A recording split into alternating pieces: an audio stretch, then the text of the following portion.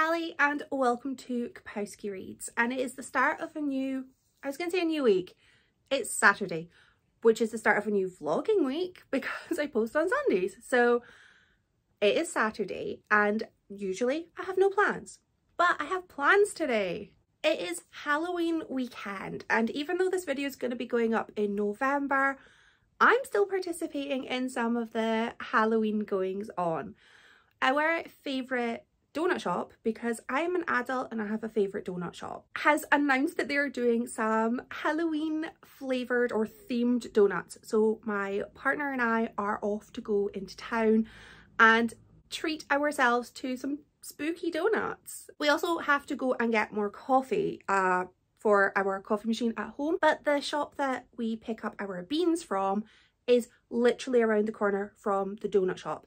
This feels like fate. So that is my plan for today. I also am starting a new book. I am starting The Wolf and the Woodsman by Reid. I put this book aside to read in November, and it's not quite November, but it probably will be by the time I finish it because it is a little bit chunky.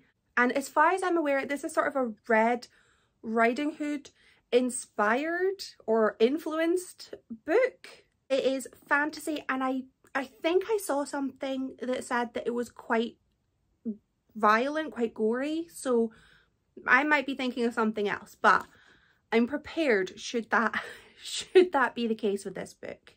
But now I am off to sadly tell the cat that I need to put him out of the house.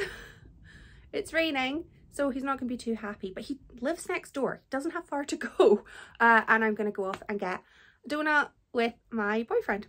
I will report back when I have made any progress in this.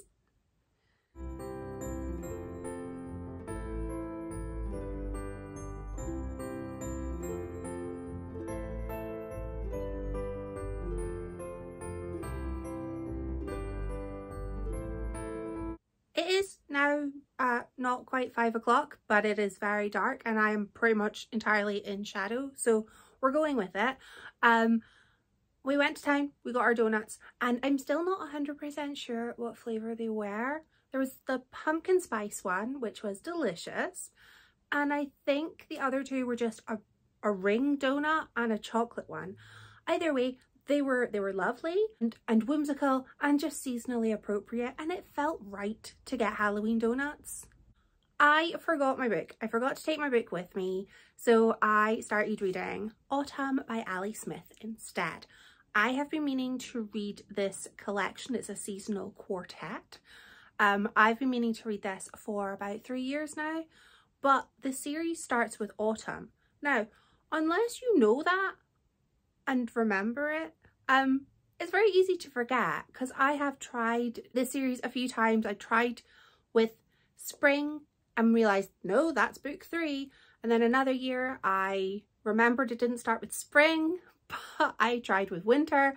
Nope, not the first one. But this year I put a note on my calendar and remembered to read autumn. So I'm very proud of myself for remembering to pick it up when it is seasonally appropriate, because I want to read this collection when it feels like I should.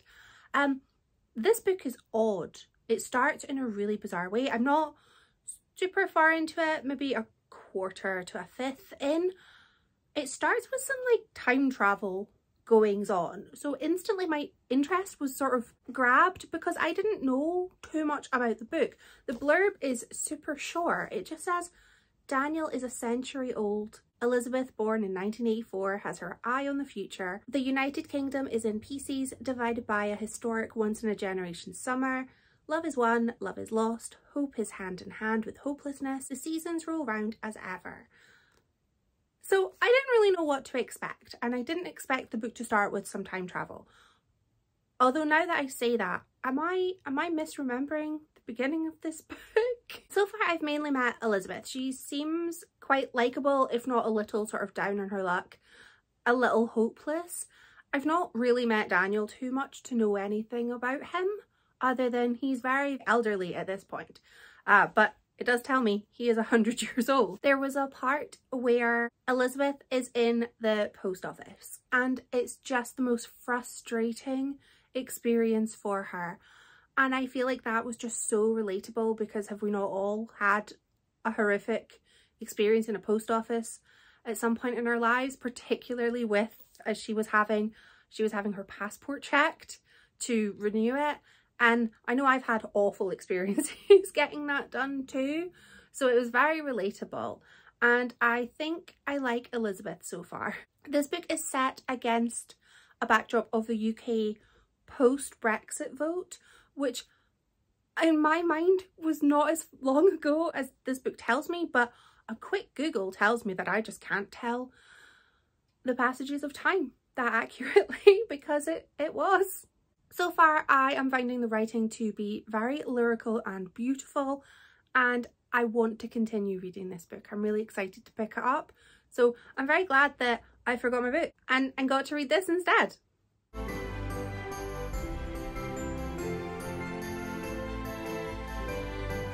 Reading update time. We're in my bathroom because I am going to do a face mask, but I thought I would just update you on where I am so far, because then it's kind of like multitasking. So I have a new face mask. It is Soap and Glory, no clogs allowed, and it's self-heating. So I'm kind of excited but also kind of terrified about it in case it feels like it's burning. But my skin is my skin is not happy about the working conditions that it's under, and it's having a mini revolution against me. So I'm doing everything I can to try and make it better. I've been drinking water, but what more do you want from me? I am about 60 pages into The Wolf and the Woodsman, and I think I am getting good vibes about this book. I think I'm really, really going to enjoy it. It initially made me think of Uprooted by Naomi Novik. I don't know if any of you have read that book, but yep. This is not sponsored, by the way. However, if Soap and Glory ever want to give me free stuff, I would never say no. Yeah, so it made me think of Uprooted by Naomi Novik, in the way that there is a community that live within these mysterious woods, and there is an entity, like a powerful entity, who takes young women from these woodland communities, takes them away. So instantly I was like, well, I really liked Uprooted, and if I'm thinking a book reminds me of another book that I like, then instantly I'm sort of thinking, well, I'm gonna have a good time with this, I'm sure. I like our main character so far. I have forgotten her name. I want to call her Adita, and I know that's totally wrong. I will get the names for my next update. I really like her so far. She is one of the very few non-magical people in her sort of village, and everyone's kind of a bit horrible to her because she doesn't have magical powers. Her mother has previously been almost like a sacrifice, is the sort of best way of looking at what happens to these young women. They get taken off to go and service the king. That sounds wrong. I mean, like, work for the king or be sacrificed by the king. I don't know yet, and I think neither is overly a good option for them. But the women in this town are the wolves, and they have like wolf capes and magical powers. And the men who come to take them away that work for the king are the woodsmen. They've got their axes. So instantly I was like, I am in like a cool sort of fantasy world. The woods have got their own sort of personalities, and there seems to be danger at every turn in the woods. And so far I have reached the bit in the blurb. So on the blurb it does say that they are attacked and then have to work together. That is where I am so far. And I can just see that the way that the two main characters, the young woman and the prince, feel towards each other is just, they hate each other. They hate that each other just exists. And I mean, I'm feeling a romance is gonna happen because, you know, that's how I feel. But just a little update. I wanted to pop this on and I thought I would let you know where I am so far. When I come back, I will not have a face mask on, maybe, and have more of an update for you.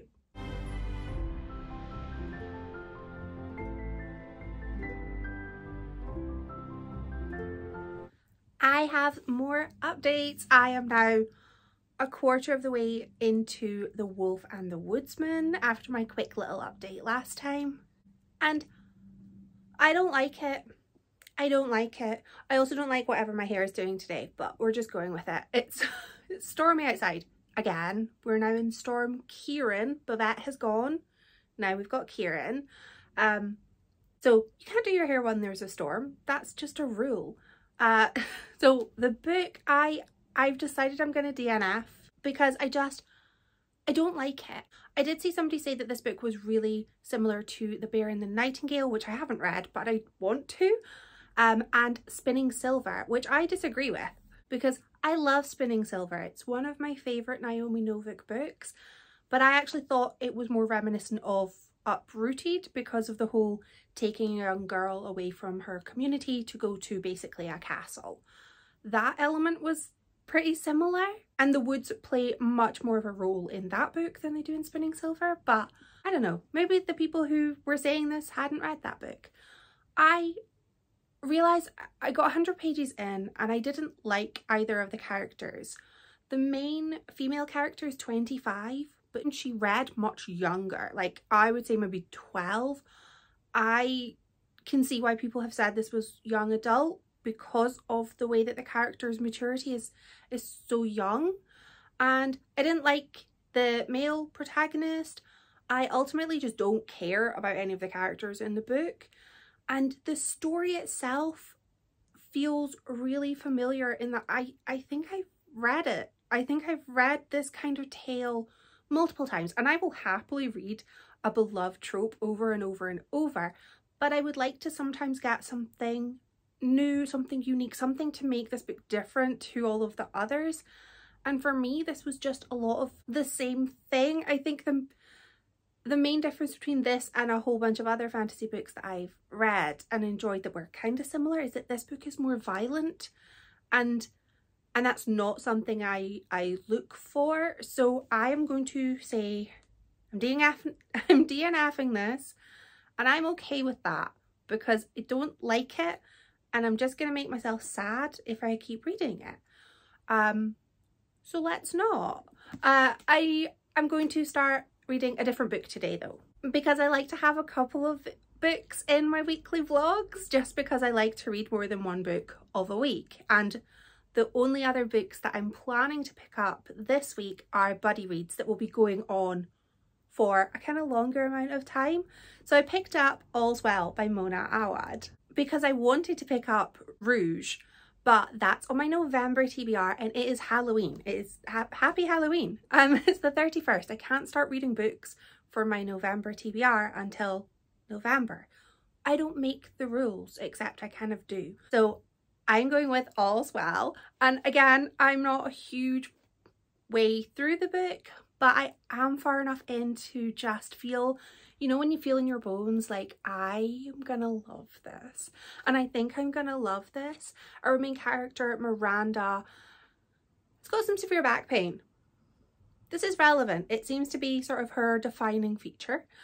She is a director she's directing a play of All's Well That Ends Well with a group of students who are pretty unlikable. They're very mutinous. They wanted to do the Scottish play. I can say I'm not in a theatre. They wanted to do Macbeth. Can't say that in a theatre, but I'm in my bedroom, so totally safe. And I can see why the students are upset that they're not doing like the big name play, but I can also see why Miranda is like, well, there's a competition. Is it not better to do like a somewhat less popular play, have less basis for comparison? And you know, I can get that logic, but I can also get the logic of, I want to play the character that we all know. I say we all know. I've never read a Shakespeare play. For me, in my school, Shakespeare was covered in drama as opposed to in English, and I didn't take drama because I got really anxious when people looked at me. So I've never read a Shakespeare play, and I think I'm probably missing a whole bunch of references in this book. And I think that my friends who love Shakespeare will be like, oh, you silly goose, you've missed this, this, and this. So maybe I'll read Shakespeare later. So far I have just met Miranda, I've met her colleagues, I've met the students, And we are currently in a Scottish bar. I'm delighted about this. And she has met some mysterious strangers who know a little bit too much about her, considering they're strangers. They know her name, they know her surname, they know the play, they quote back parts of the play, which she is one of her favourites. And I know that they have a tantalising promise for her. And I think we're going to find out what's going on. I'm very excited about this book. I'm just getting that sort of creepy, something unnerving is going to happen vibe, and I'm so here for it. I also really feel like it's seasonally appropriate based only on the fact that there's been some rubbish weather mentioned, and again, double storming it up here. So it feels like the right time. This was on my October TBR. There is no way I will have it finished by the end of October, but I have it started, so it's kind of a little tick. I am off to go and fill a crochet pumpkin bowl with sweets so that we can hand them out to our geysers. I don't know if we're going to have many because the weather is awful, and you know, you don't want to take kids out when it's windy and wet, but it did dry up for a little bit, so maybe we'll have some. If not, I will happily eat some leftover sweets. Oh no.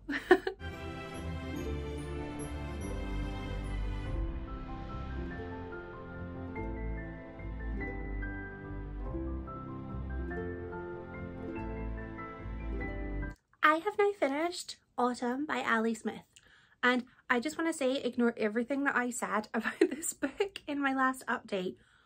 I think I basically made up the plot. I convinced myself there was time travel. There's not. I went back and reread the first section and I don't know, I confused myself somehow.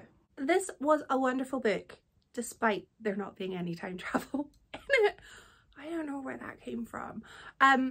So this is the story of two people. We have Daniel, who is 101 years old and he is dying, and Elizabeth, who is 28. It's about basically their relationship. They were neighbours when Elizabeth was really young, so he basically became a free babysitter, really. But he was also one of the most inspirational characters in her life, and you can really see that come across in her chapters. This is told through dual perspective. So we have Daniel, and his passages are basically told through dream sequences, almost like memories, while he is receiving palliative care in a care home. And Elizabeth is also having some flashbacks, some memories of her earlier days with Daniel, and also we get to see her real life. This is all set against a backdrop of the Brexit vote. It takes place shortly after, and for me this is a really interesting period of time. So it was both interesting but also really upsetting to read how the fallout was in England, or at least how it was in this book, in the England in this book. It was very interesting. I've never read any other books that I can think of that reference the Brexit vote and, you know, local communities after the vote. So this was something that was really interesting for me. And I loved the characters in this book. I absolutely loved Daniel. He had lived a life. I mean, I know very few of us will be lucky enough to get to our hundreds, but he had had so much going on in a very long amount of time. He seemed like a really nice guy, and he had a mild infatuation / obsession with an artist.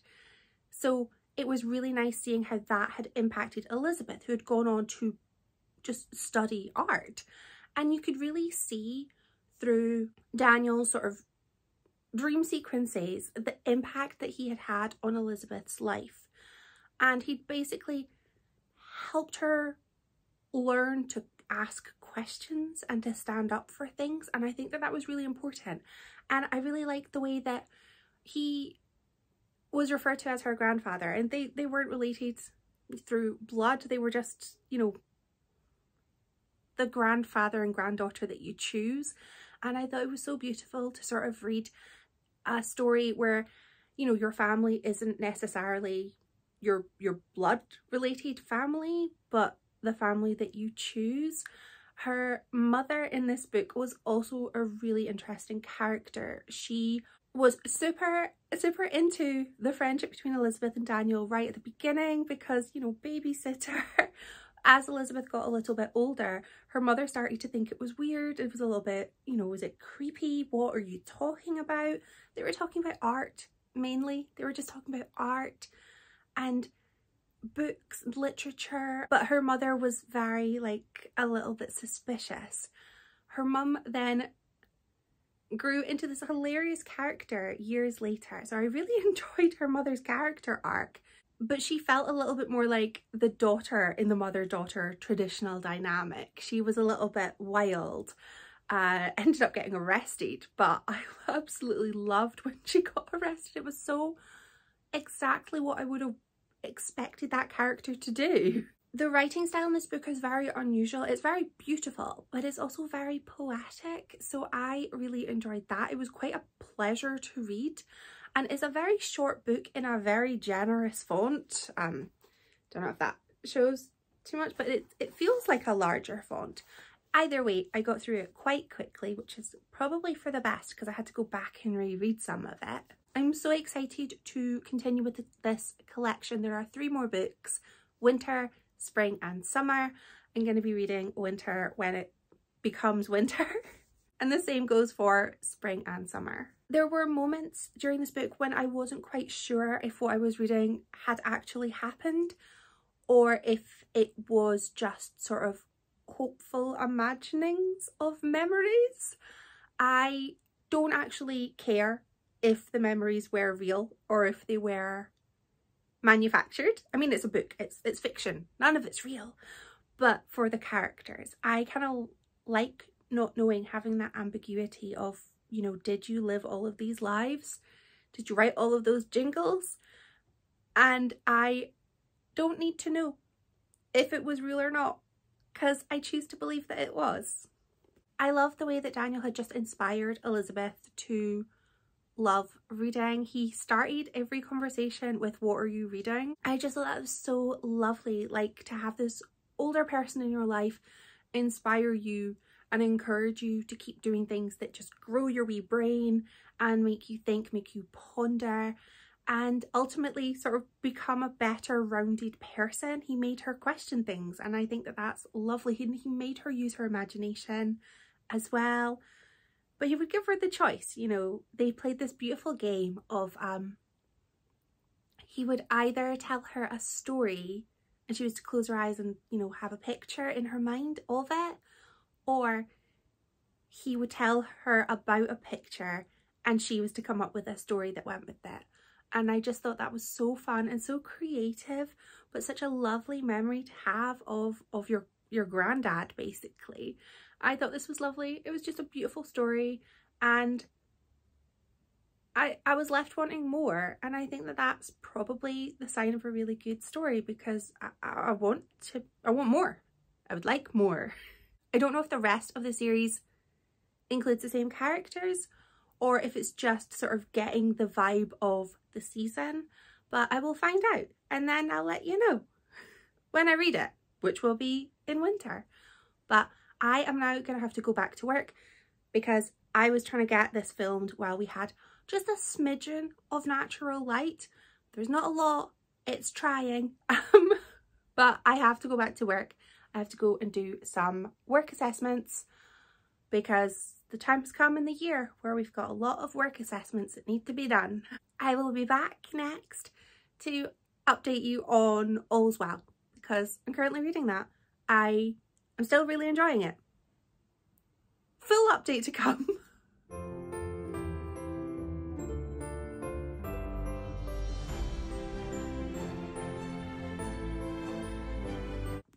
I have now finished All's Well by Mona Awad. I finished it this morning and I think it was spectacular.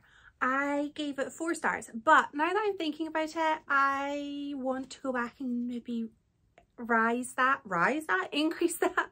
a little bit, because I gave Autumn 4 stars and I think I liked this a little bit more. So this book really focuses on Miranda and her, basically she has chronic pain And everyone kind of is like, are you sure? Are you sure you're in agony? Are you sure it's not just in your head? Maybe it's in your head. Like, nobody just listens to her. And I think that that's so on the point with what a lot of people who have chronic illnesses say, is that, you know, it's so hard trying to get people to just believe you, and nobody is believing Miranda. And the people who are healing her, supposed to be healing her, are just hurting her. They're not helping, they're hindering. So she meets these mysterious men in a Scottish bar, and they offer her help to share the pain, make the pain go away, get her life back. And the book just goes from there.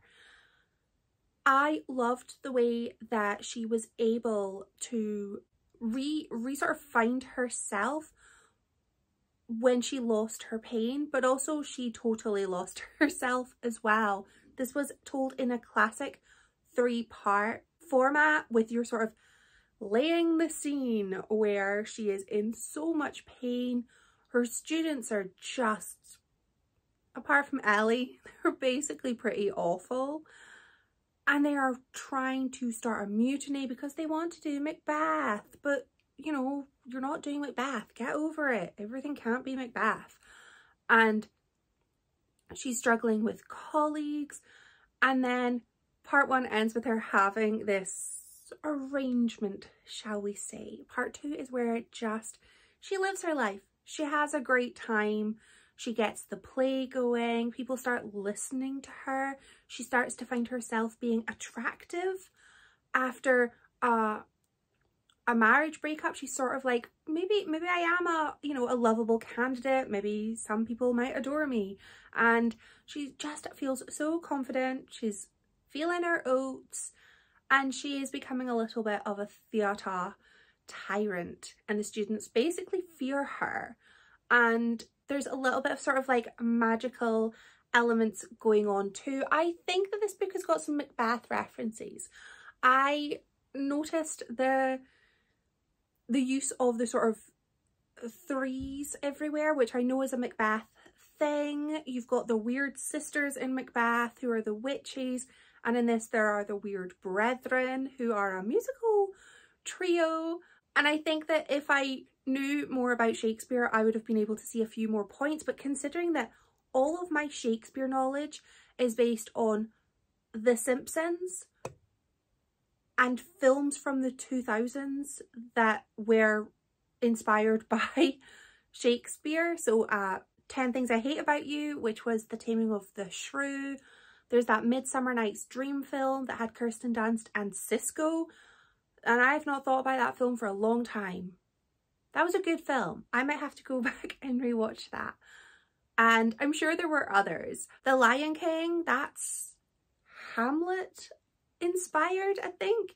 So I have the most basic knowledge of Shakespeare, but I still managed to get some of the references. So I think that if you enjoy Shakespeare or have enjoyed Shakespeare, you might get a little something more from this book that I didn't get. And part 3 is where just all happens. Like in Bunny, where I think maybe that's what I'm going to get from this author. And if that is going to be consistent, then sign me up. Because part 3 is where it just all goes haywire. It goes too far. And things escalate. Minds start to get a little bit not okay. I loved this book. I am going to increase my rating. Not sure if I'm going to go 4.5 or 5 yet. Let's continue chatting and let's find out. I don't know if I liked the character. No, I liked the character of Miranda from an entertainment point of view, in that I loved seeing her growth. I loved seeing her chaos. I loved seeing her become this sort of like almost villain of the piece. But I don't think I liked her as a person. At the beginning I did, and I was very sympathetic towards her because it was so annoying having nobody listen to her about her pain and just sort of poo-poo it and be like, maybe if we just prod you here, is that helping? Nope, go away for 48 hours. I loved the way that she just grew into this like chaotic being who just couldn't feel anything and was just slowly, maybe not so slowly actually, this entire book takes place over 6 weeks. She's descending into madness. And I really just loved it. I loved every minute of it. I enjoyed the setting of it mainly taking place in a university theatre. It's not a location that is familiar to me, but I really liked the way that it's somewhere that was familiar to her. She had been a grand actor on the stage, and it was almost as if by having an accident that caused her injury, she was sort of seeing herself as a failure by having to go in and teach instead of being able to perform herself. But I just really liked her sort of being able to take on board the role that she really didn't really like being a director, but she did it really well. And I had a great time with it. I think, are we going 5? We'll go 5 on Goodreads. We'll go 4.5 on StoryGraph because Goodreads do not give me half stars. I thought this was such a fun, wild ride. It was unpredictable. There were moments where I wasn't entirely sure if things were happening in people's minds or if they were happening in real life. There was a lot of like, are you saying magic is happening? But this is the real world, but there's magic. So bizarre. And I am so excited to read Rouge later this month. Let me know if you want me to vlog that book, if that's something you'd be interested in. It is quite new. I am giddy to continue reading Mona Awad books, and yeah, I have had such a successful week. I think I have read 2